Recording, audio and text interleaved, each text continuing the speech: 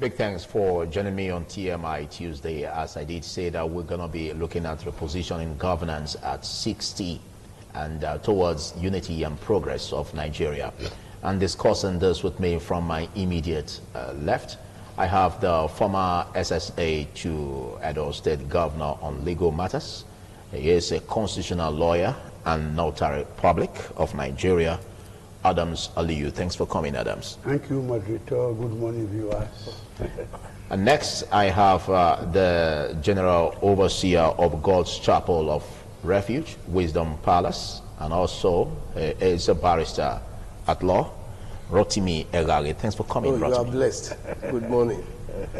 And also, it's a sort of having a league of lawyers on set with me this morning. I have Dr. Patrick Awo Osage, who is also a barrister at law. Thanks for coming, Patrick. It's my pleasure. Thank you. Thank you for having me. Hello, viewers. Well, the whole ride about Nigeria at 60, there is a call to action, a clarion call for us to have a repositioned governance that will help better the people of the country. And way back, tracing our political history, where we got our independence, 1960 till date, 60 years is a very serious age at this point. And my first question goes to Adams Aliyu. There is this disturbing notion that some people hold that since 1960 till date, Nigeria has not substantially had a progress. Do you agree? No, obviously, that will be a pessimistic approach. Because from 1960 till now, 60 good consecutive years, Nigeria has made progress. It might not be an El Dorado, yes. It might not be Uhuru. The then almighty Roman Empire was not built in one day. It is true that there are some lapses, but there is room for improvement, and we can. If for the fact that the country has remained united, one country. In fact, that was encapsulated in the weddings of our first national anthem, that though tribes and tongues may differ in brotherhood and we have been the same country. Other countries, even the almighty USSR, after the October Revolution of 1917, broke to pieces in 1991. Czechoslovakia broke, Yugoslavia, Vietnam, now North and South Vietnam, Korea, North and South, everywhere. But Nigeria remains one country. We stand in unity. Moreover, some other countries had to change their names. Dahomey, our neighbor here, is now Republic Populaire du Benin. Ivory Coast is now Côte d'Ivoire. Even Ghana used to be the Gold Coast, but we remain one country. So because united we stand, divided we fall. The more we are together, the happier we shall be. So for the sake of unity, it's most paramount. The more we are together, the happier we shall be. Do you, Rotimi, do you agree that we are together? Yeah. Absolutely. For now, I agree. We are still together. If there is marriage that have been sustained for a number of years, up to 60 years, people that you feel they are incompatible, people that are from various backgrounds, various ethnic groups, you'll be able to manage that marriage for 60 good years. You can't say that that marriage is not successful. Let's not forget the agitation. Even though, listen to me, even though there have been pockets of threats, yes, and some things that threatens the union, but for the fact that the union is still together, it shows clearly that we are making progress. We may not be where we are supposed to be. We are certainly not where we used to be. Okay. A lot of things have changed. That those who have been in governance have been able to play it to the extent, even when we are threatened at the early stage, in less than 6-7 years, till now, we are still together.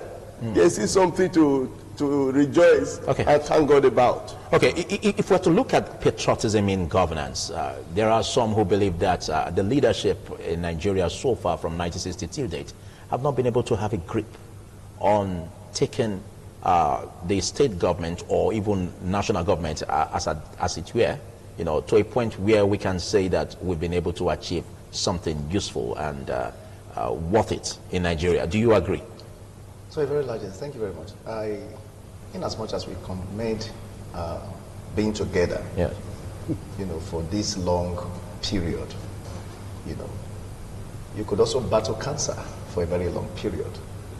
That people have been patient for so long does not mean that it's been all well with them in that sense. I subscribe to the fact that, yes, it's been good that we've been together and named and black, the most populous black nation on planet Earth. You know, these are very good rhetorical statements that get the average Nigerian excited and titillated. But if you look at a closer look at it, if you look at those that have been in charge of governance, like you just mentioned, it's rather unfortunate that they have done little or nothing in my personal assessments.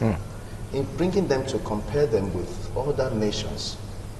You know, talked about the Asia Tigers, we talked about the Cambodian revolution and how nations have emerged over time. Nigeria has been so blessed from onset.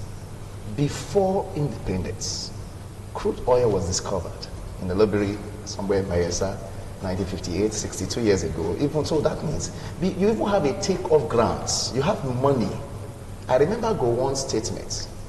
He's still alive, thank God for him. He said the problem we have in this country is not money.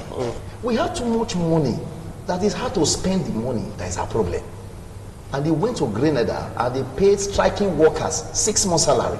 And that was General Gowon. Now that's the kind of foundation we had.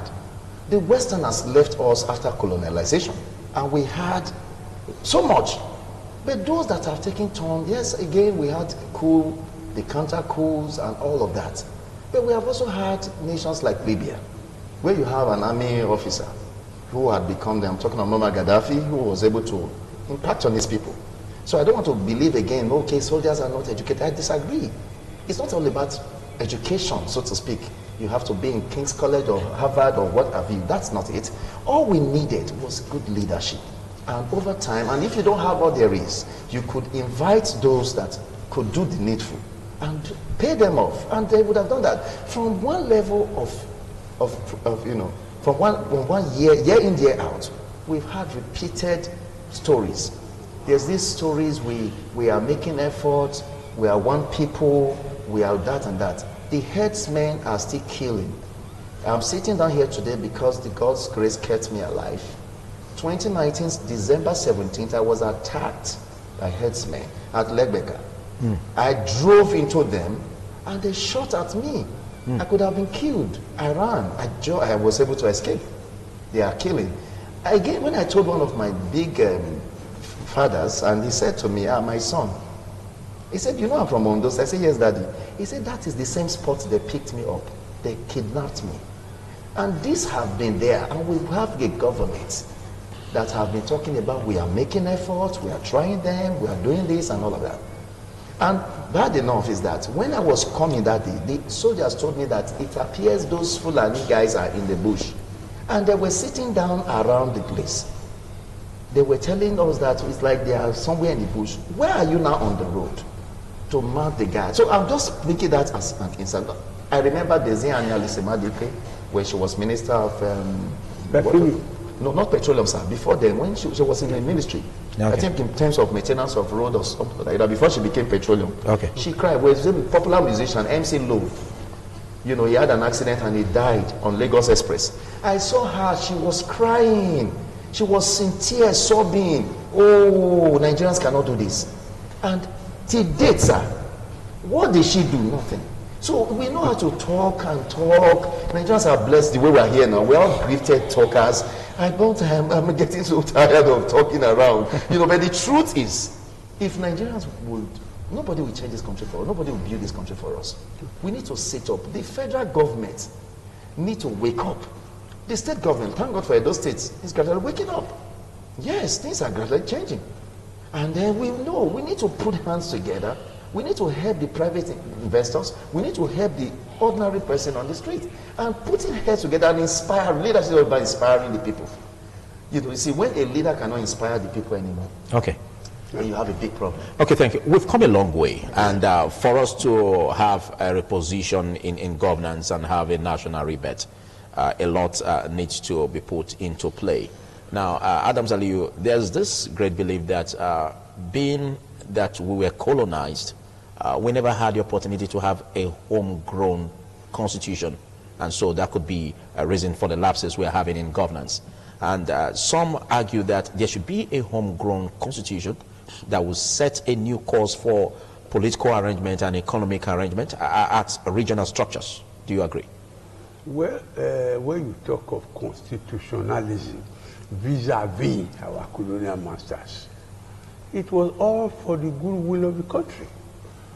The then British Empire spread everywhere. Nigeria got its name from River Niger, which flows across the country right from Futajalon. What do we mean by Nigeria? Niger area. Lord Lugard then amalgamated northern and southern protectorates with the 1914 colonial constitution.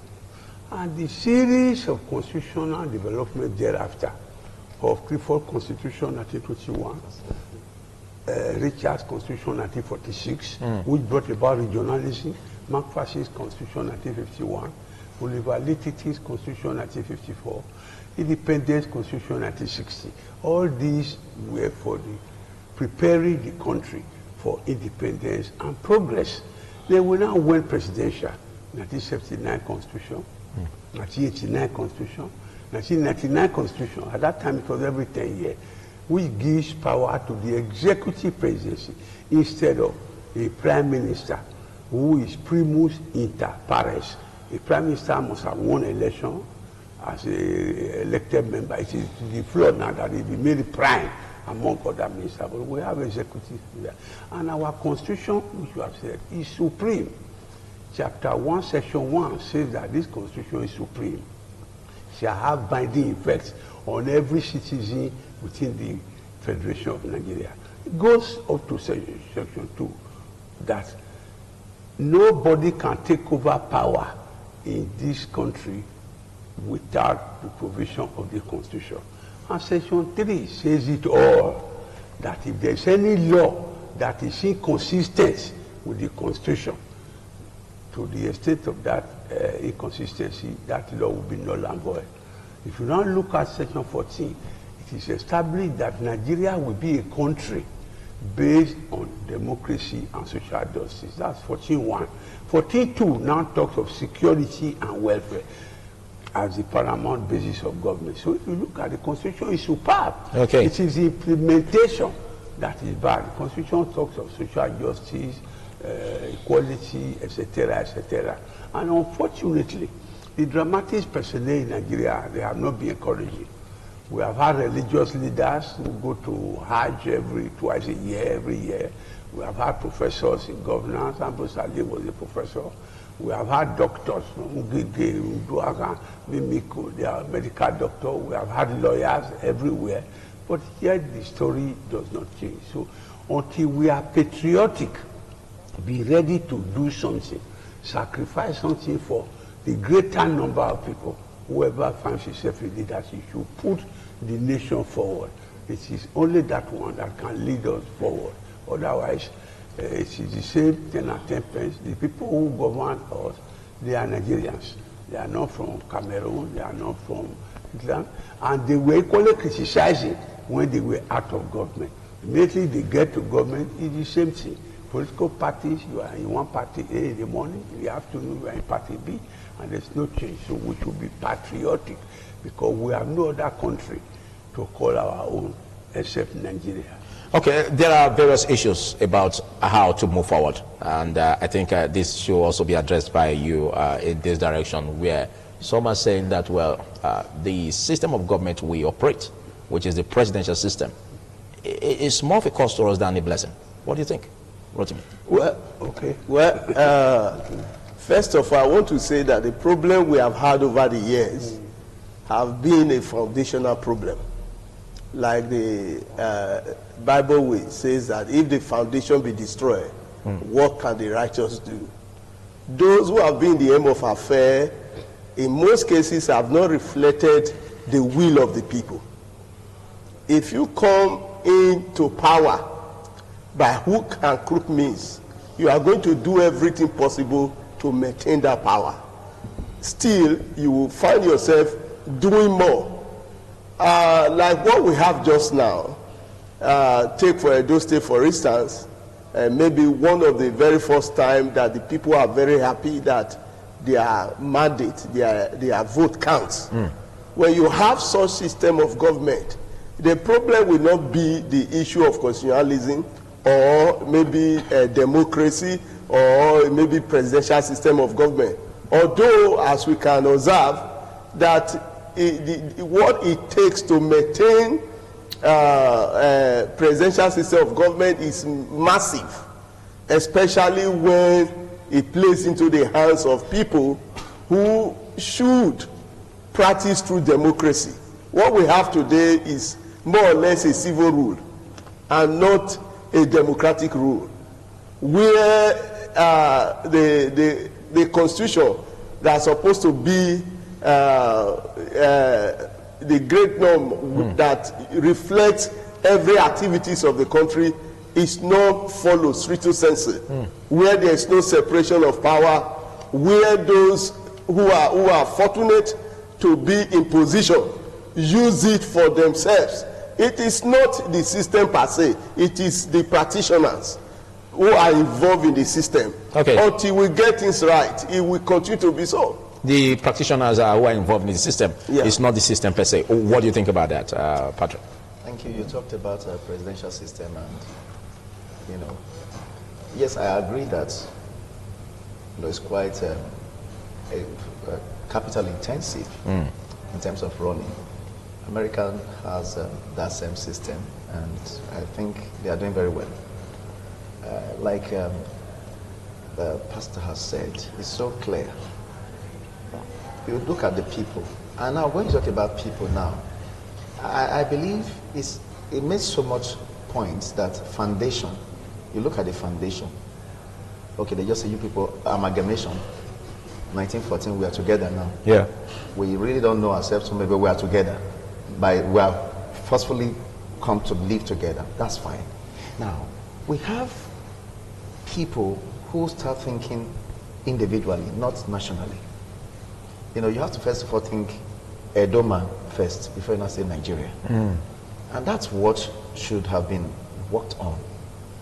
If I can go to Kano and live there like an average Nigerian, and if anything go wrong, I get justice because I'm there.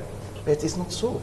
So all these activity and these actions of leaders that also aid things like that have made the people to start forming this pulling away syndrome and wanting to get to their own people and all of that. Yes. So if we now have this so-called, well, it's not about the system you're running, whether presidential or parliamentary or any of the system you talk about. We have had military leaders who have done well.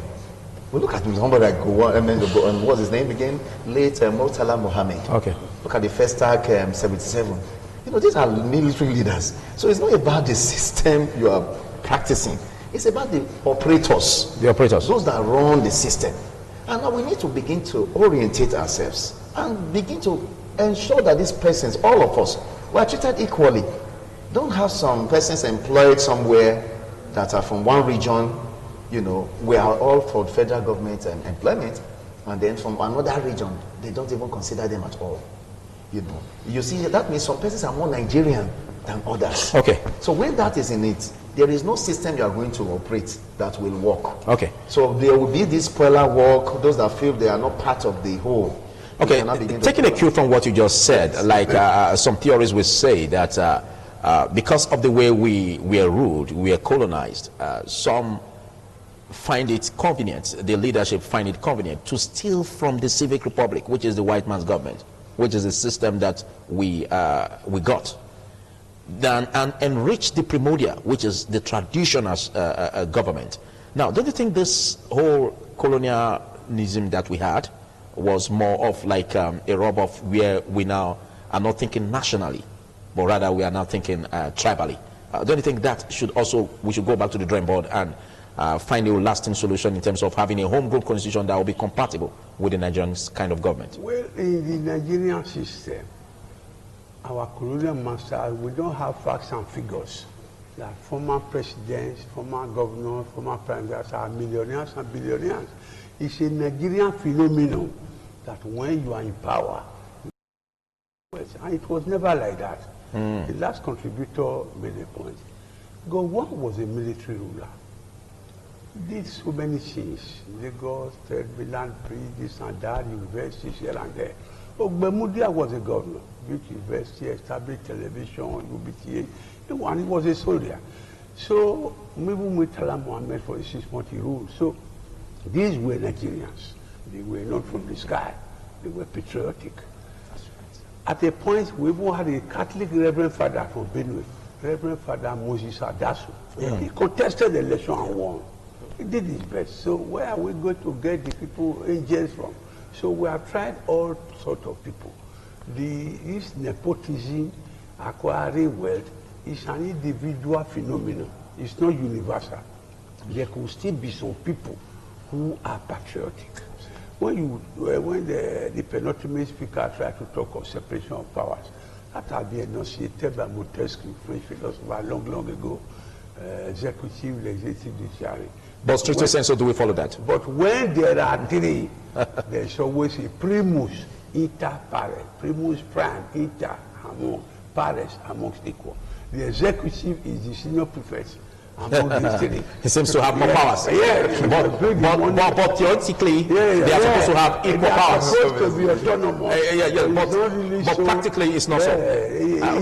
But shouldn't that be what should be checked? Because we have the separations of powers. We have the theory, like you said, of Montesquieu, and there is need to check the powers of the executive. Don't you think that's where the problems we're having? Like even the executive orders by the president recently that gave powers to. The Constitution gave a wide latitude to the president. That's right. He can declare a state of emergency in those states. Absolutely. Obasanjo did this in Okay,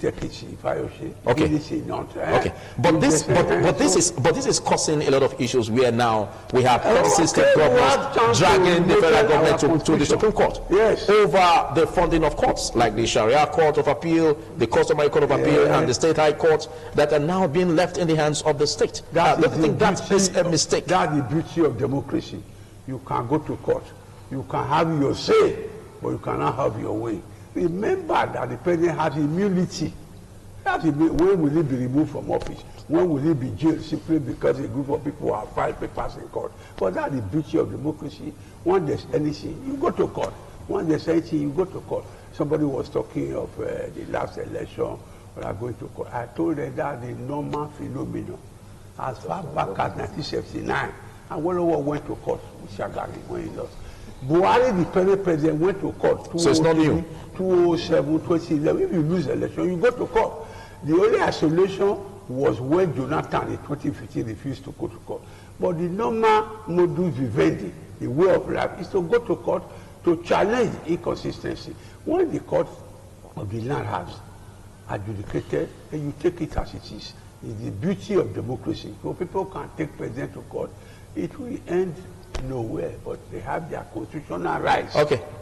We have custodians of the law, just as Rotimi also is a barrister at law. What do you make of that? Because recently, practically, we look at what the president did say and do concerning signing that into law, where we have the Court of Sharia, Court of Appeal, and the Customary Court of Appeal, and the State High Court, which the federal government is stripping its responsibility of funding to the state.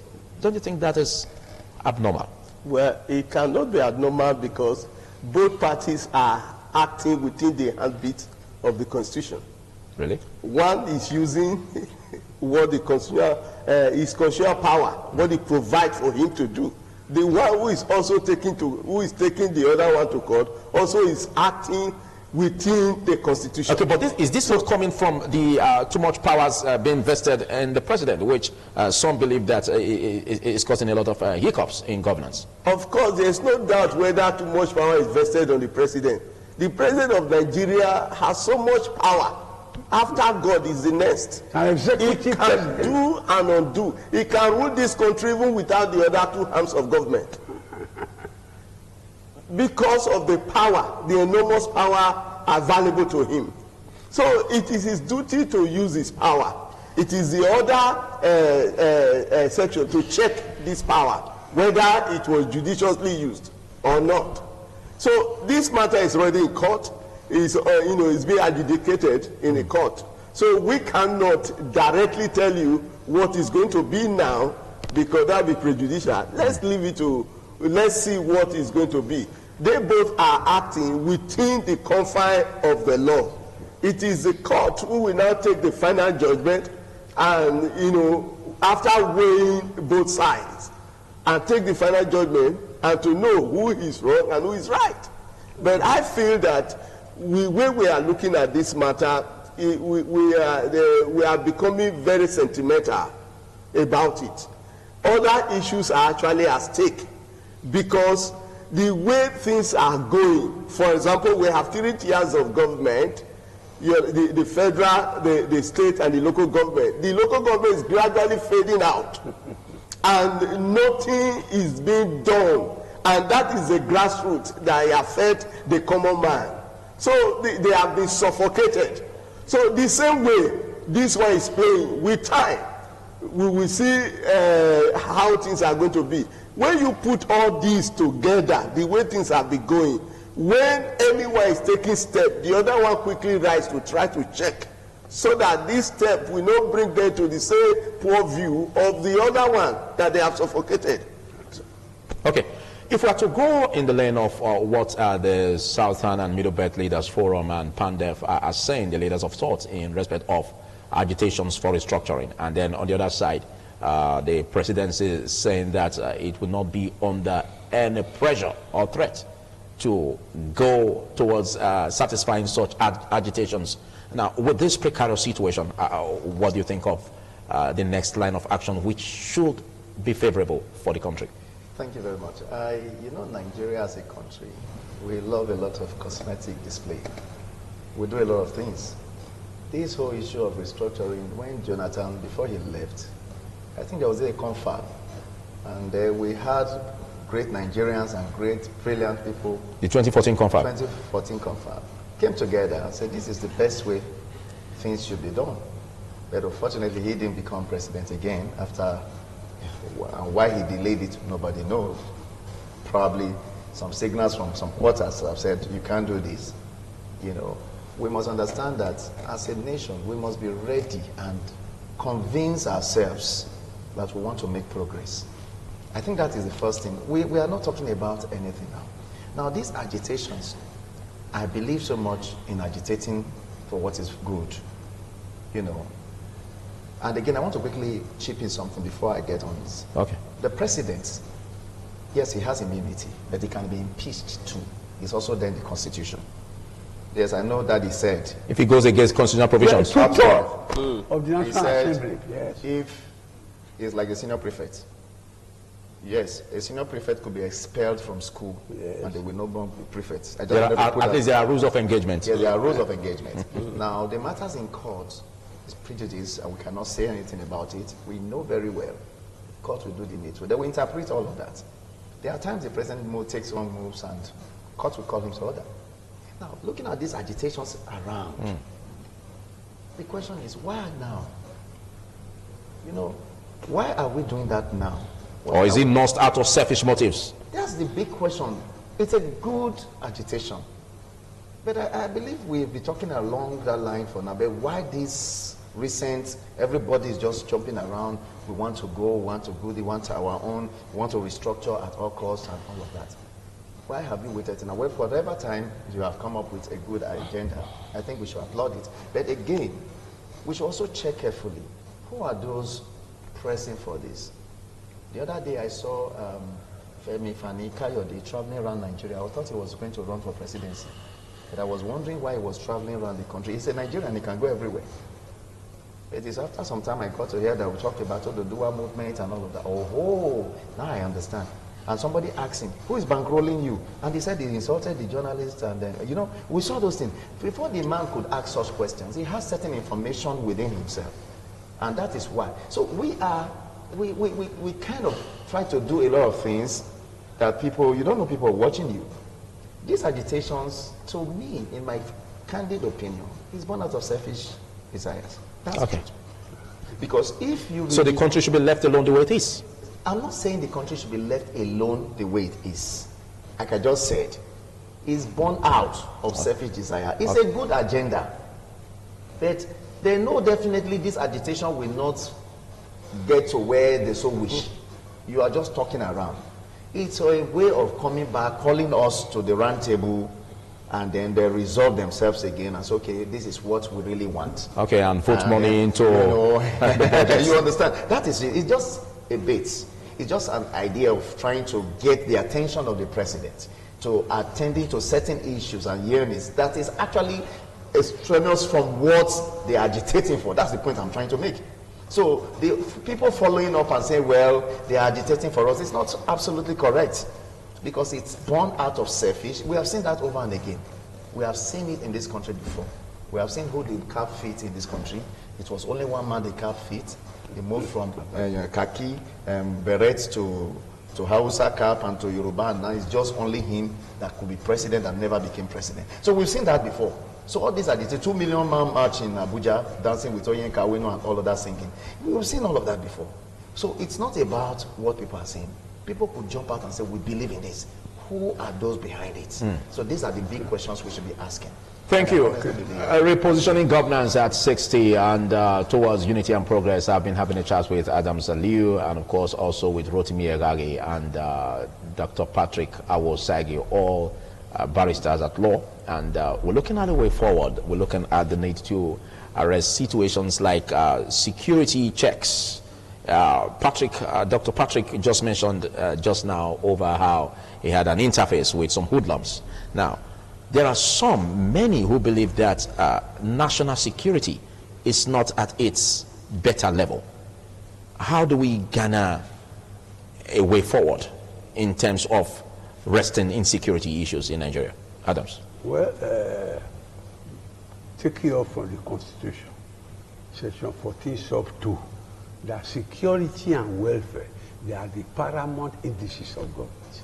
If you use that as a barometer, the security is at its lowest ebb now, and it should be very unfortunate. Unfortunately, the victims have never been caught and taken to court and punished, tried as deterrents to others.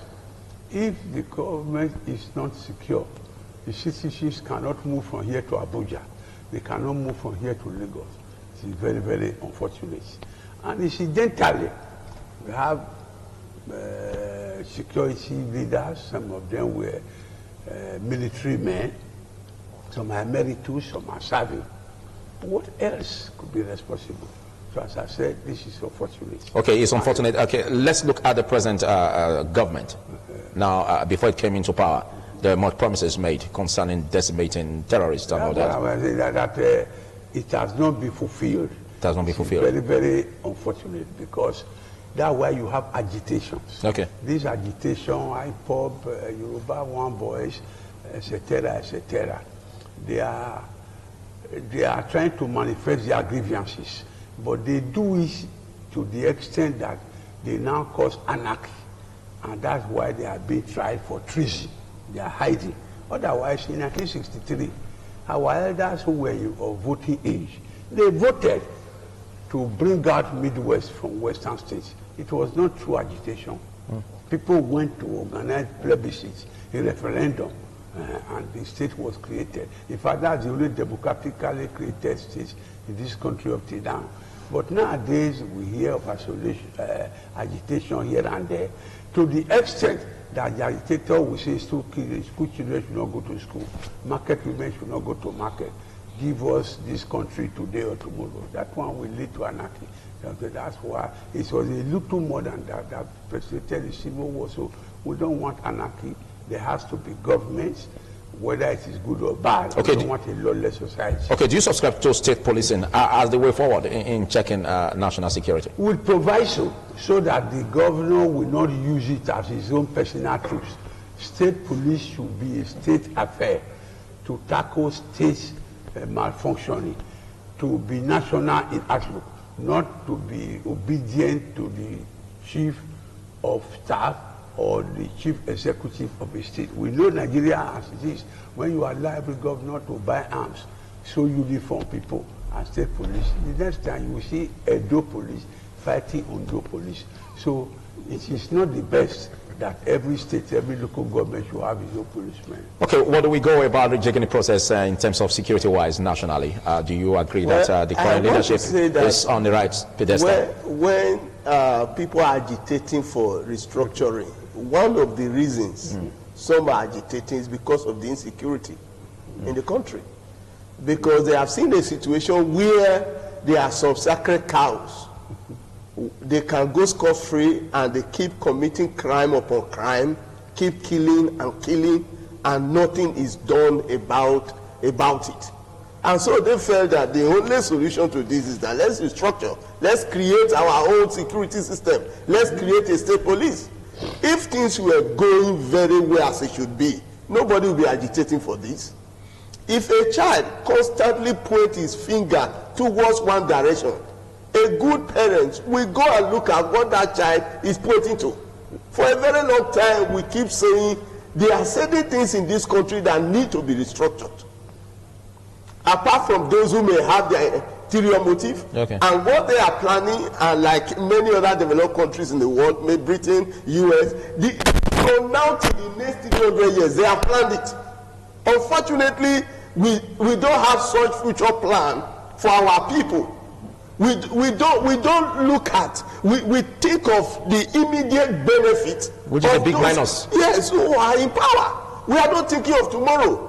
We've created a kind of an amorphous society where people do what they like. Where patriotism is thrown into the trash can. So now you see that the issue of creating state police, maybe your security system, which also have this problem, like was said by the last speaker, a time will come there will be clashes, and that can create another problem. We know of that. But so that shouldn't fly. That's what you're saying. Okay. Nobody will be agitating for that. For several years, we have never thought about issue of restructuring, state policing. We've never said it for many years. But why is it that it's now coming to play? It is because things are falling apart. Okay, but the aspect of state policing, don't you think there could also be a way of checking the excesses if there are provisions of the law that could also be used as checks and guidance in the provision of that? Everything that has advantage also has its disadvantage. Okay. What they would have done, whether state police or federal police, people within the states, whether they are engaged by the central or by the region, should be, higher percentage, should be people within that vicinity. Okay. If we have most of the, maybe 80% of the policemen in Edo State as Edo State indigenes, it's as good as creating a state police. Okay, and that will go a long way to check. It will go a long way. Because they never look at that. Without rebranding them. Okay. But let us adjust this. Where you bring, majority of those who are to police an area know nothing about the area they are policing. So that's a big minus. Of course. Okay, let's have a bite on this, rejigging the national security process in Nigeria under the present leadership. Security is sacrosanct, and it's what we don't joke with. And if you take a critical look at it, it's unfortunate, again, that we are where we are. And if you ask me, I will really tell you the truth from my own perspective. Okay. The body language of the presidency, it's not too okay to me. It's not at all. Doesn't jibe the expected. Yes, I know President Buhari, way back 78, if I'm not forgetting that now, when certain things happened and Nigeria was almost taking over Chad. the way the soldiers went all around, that is when we know this is the Nigerian army. President Bola told Nigerians that if I will have to fight, I will take my gun and I will go to battle. Yes, those were words that inspired Nigerians. I remember Franklin Delano Roosevelt, the longest ever serving American president of blessed memory. During the 1945, Hitler and others and their madness all over the world, he was on his wheelchair. And his generals were all with him. And he pulled himself up on the table and hit the table. He said, I don't want to see you until we win. All I want is victory. Now, this is not rocket science. They are gadgets. In neighboring countries, they have gadgets to spot crime. These guys are perpetrating these acts. They are petty thieves. They are not as intelligent as that. I have interrogated, or rather interviewed, some soldiers. They say some of them don't even know how to shoot too well. But the challenge is that they have more sophisticated weapons than they have. So when you look at things like this, that you are fighting an enemy without weapons. So who is responsible for this? Colonel Sambo Dasuki had been prosecuted for $2.1 billion that was shared around, which Nigeria applauded. Now, what is happening now? Are we going to start another prosecution again? Are we moving in vicious circle? We are talking of human lives. So people are dying every day. Both the one that is covered in media and the one that is not known. And they are living in fear. Some persons go and say, well, if you don't hear from me again, know that I'm gone.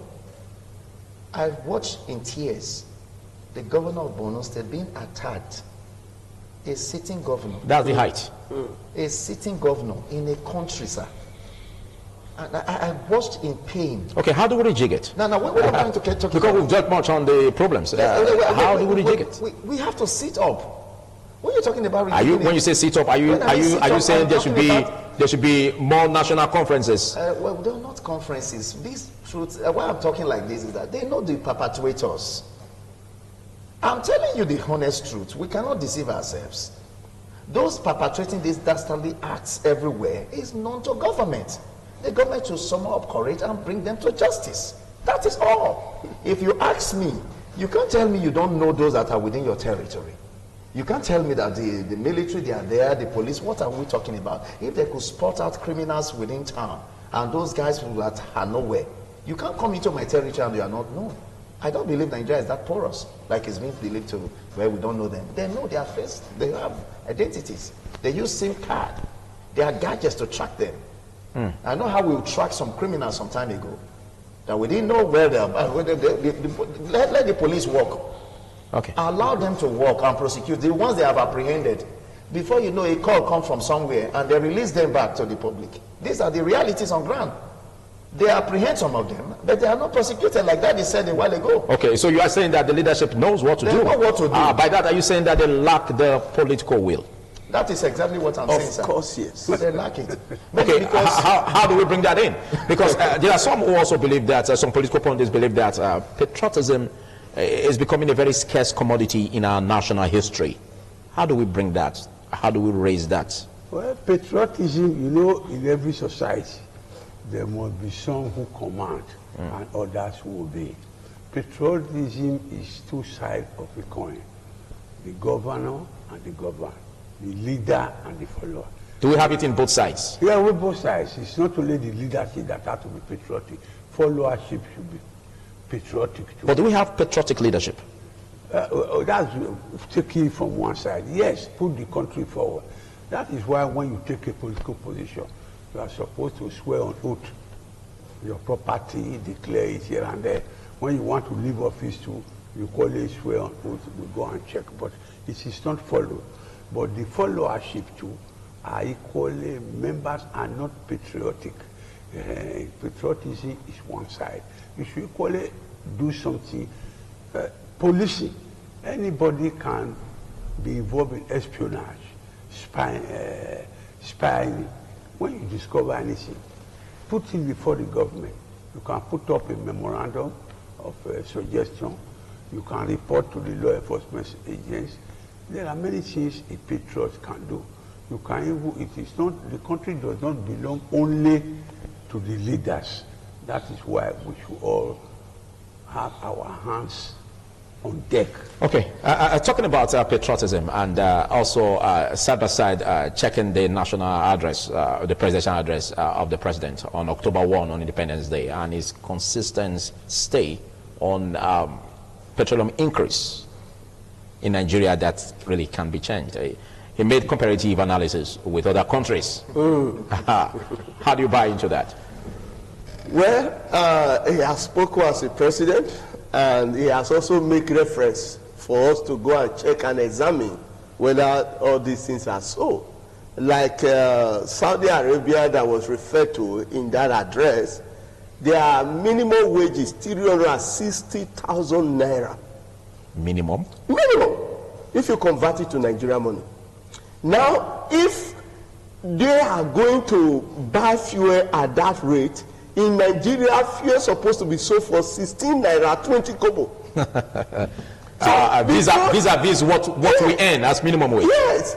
No, if those people are paying high costs for fuel, okay, yeah, then you must also look at their minimum wage. Basic amenities. Yes, and other things that attach to it. Because now, it can be taken out of isolation. No, because those people, if they are paying even 200 naira per liter, it will be convenient. It will be convenient to them. But for us here, that cannot be that cannot be a sincere statement, because we know what we are doing. We know what we are doing. This is lopsided. Now, maybe you want to kill a dog, you give it a bad name. What is happening? Take, for example, there are some issues the people have been agitating for. You are government of the people. We should listen to them at least for once.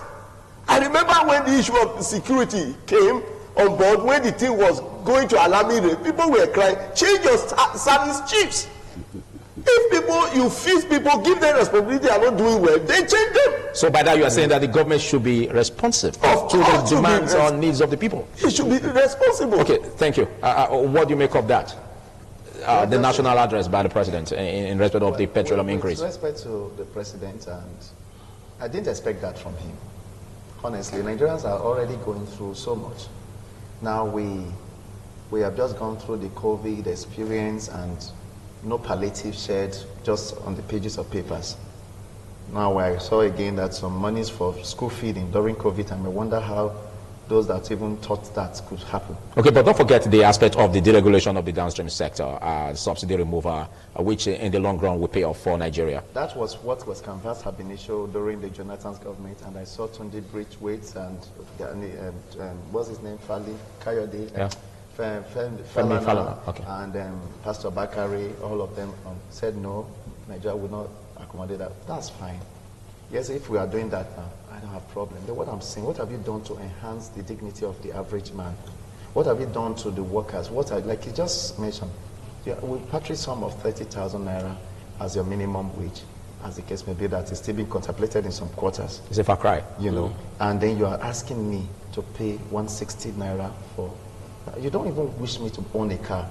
I'm telling you the truth. And nobody driving is living on minimum wage. It's not possible in this country. It's not possible. That's the truth. Okay. So what I'm trying to say in essence is that the president should be more, should look at people, look at the nation and the Nigerians as his own children.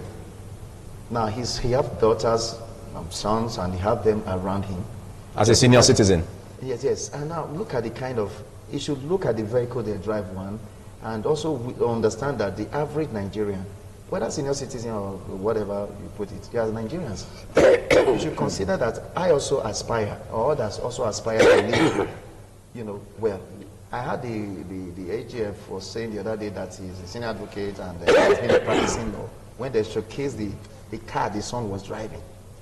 What I'm saying, this is what is the yearnings of Nigeria. We are not asking for too much. The average Nigerian is not asking for too much. Okay, but don't forget the dictum that also says that for us to make progress, there can be gain without pain.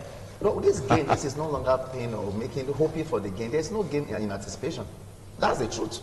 Because people are just living in squalor. They are living below. They shouldn't even be, we shouldn't be paying for that anymore. Somebody can't even get petrol to run his computer center where he's generating daily bread. And he has been skyrocketed. That's what I'm talking about. We're not talking of you comparing it to a bottle of beer. How many people are drinking beer? So the question is, the system is, like I said, it's lopsided. You cannot even bring it on the table to analyze. Because in Nigeria, where there's nothing to show on ground. Electricity is not there. Things are not working the way it ought to.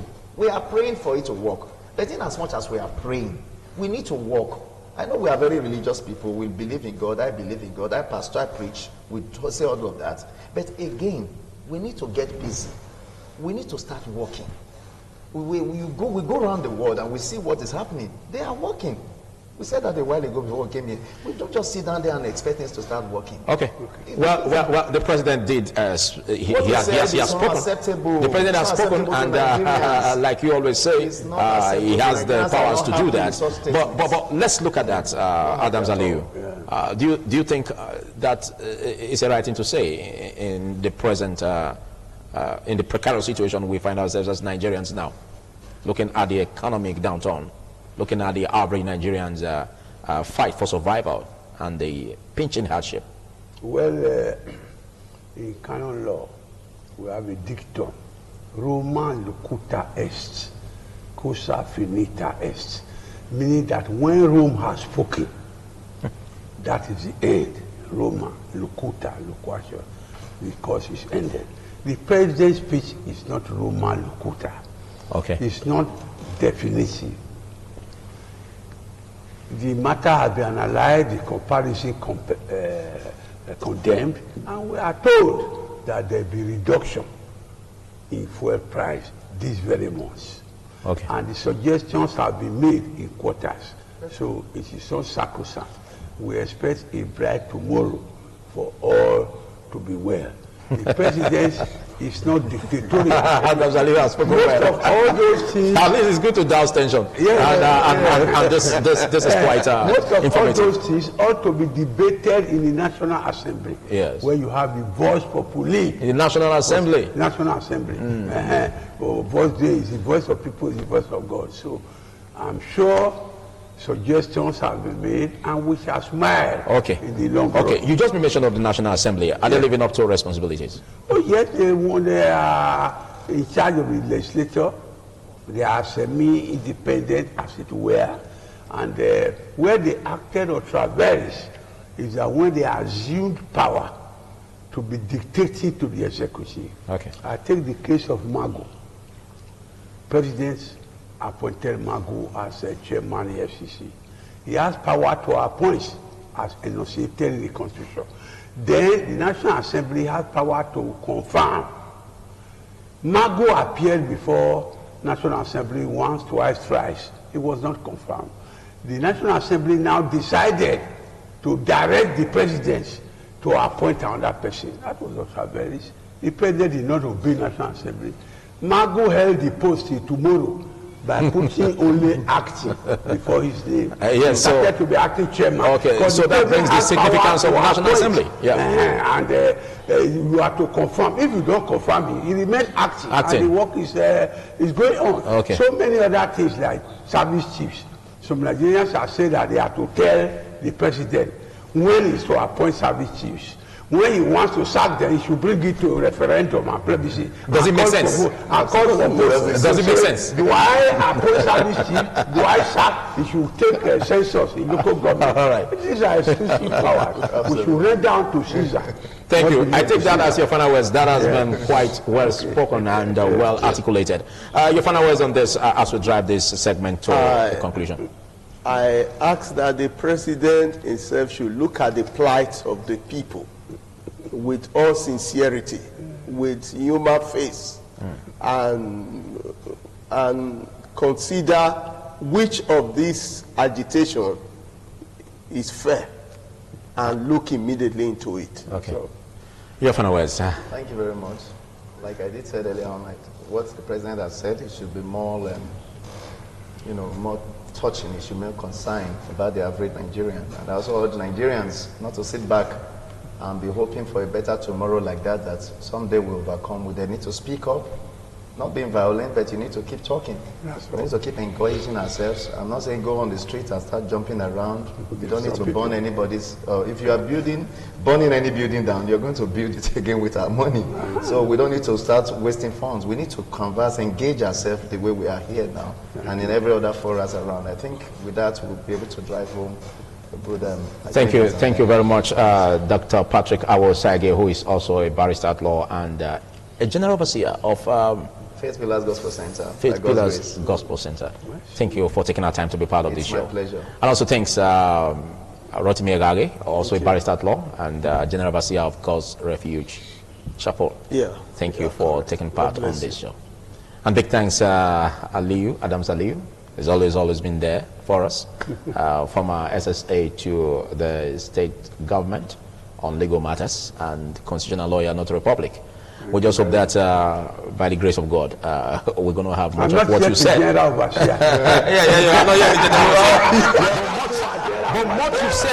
you said here, we just hope that the government will take into it, and even the reduction of the price of petrol, which is sacrosanct. Thank you. All right, big thanks, viewers. Still TMI. Stay with me.